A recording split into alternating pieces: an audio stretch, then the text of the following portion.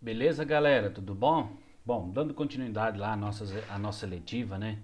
Eu apresentei as regiões brasileiras, falei um pouco sobre o Brasil. Nessa aula nós vamos começar a entender como surgiu as regiões brasileiras, né? Nós vamos fazer um breve histórico aqui do surgimento delas, para vocês entenderem, até para nós podermos falar sobre elas, nós precisamos tentar entender como elas surgiram, né?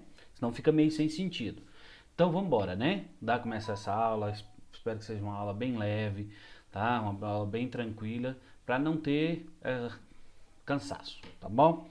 Uh, o Brasil ele é um país que possui grande extensão territorial. A gente sabe disso que ele é um país continental, né?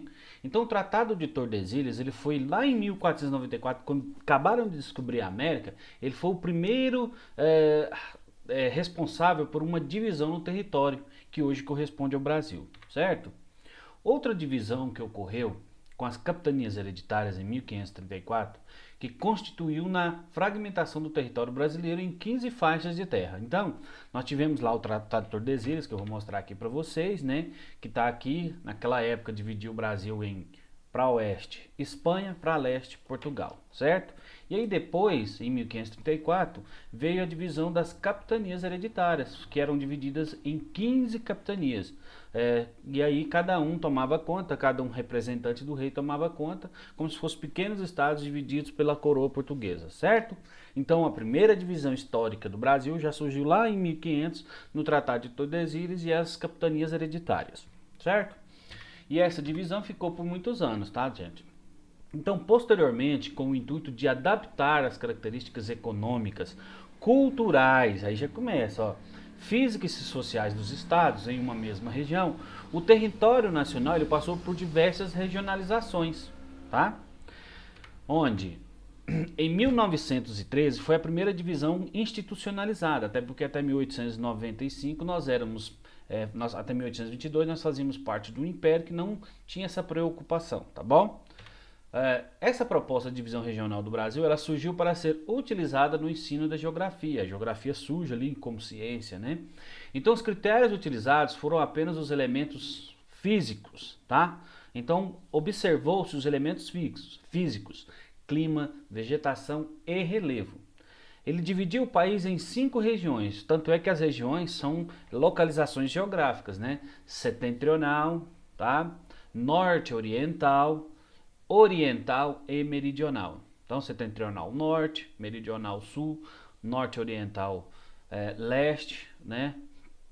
Então, oriental e ocidental sentido leste-oeste, setentrional e meridional sentido norte-sul. Então, seguiu bem os aspectos geográficos mesmo e físicos.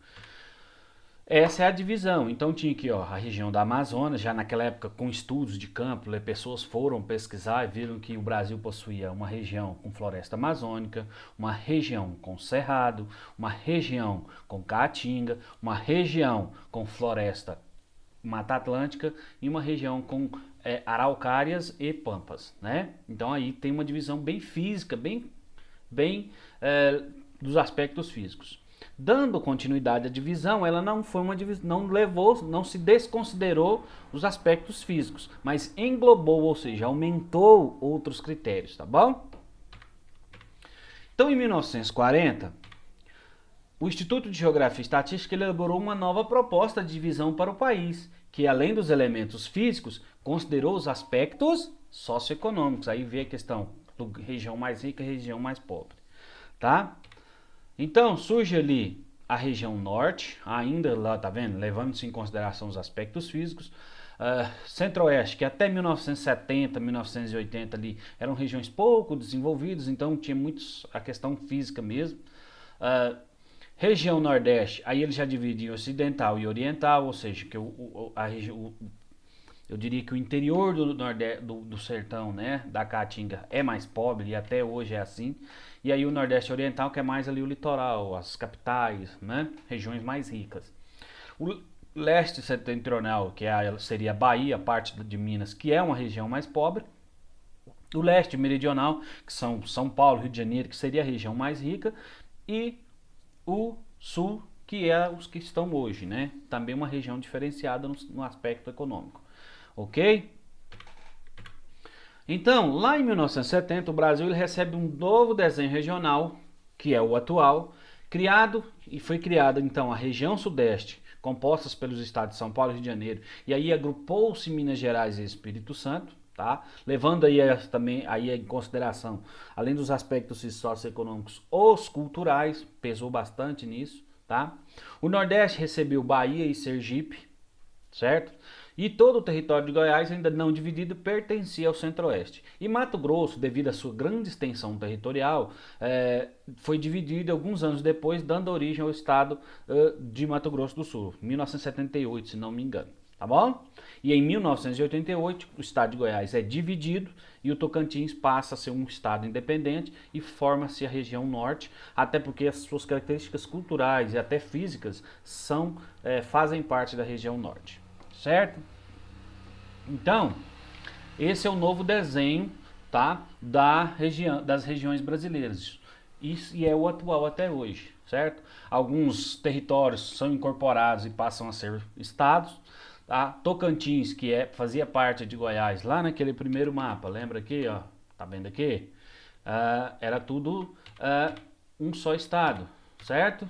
E aí, como o estado de Goiás não tinha nada a ver com essa região tinha mais a ver com a região norte, ele foi dividido e membrado à região norte. Levou-se muito em consideração nesse caso que a cultura, os aspectos culturais e físicos, certo? Então, hoje nós temos essas 5 regiões que foram institucionalizadas. Em 1990, a regionalização atual é de 1970, adaptada em 1990. Em virtude das alterações da Constituição de 1988, algumas mudanças foram realizadas, como o estado de Cotis incorporado ao norte, certo? Roraima, Amapá e Rondônia tornou-se estados, e Fernando de Noronha, que era independente, foi incorporado ao estado de Pernambuco, ok? Então espero que vocês tenham gostado.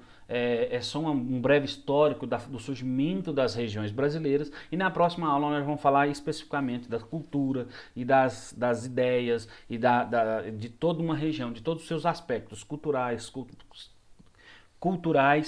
relacionados à música, à comida, tá? E aí agora nós vamos trabalhar as regiões, uma de cada, as 5 regiões.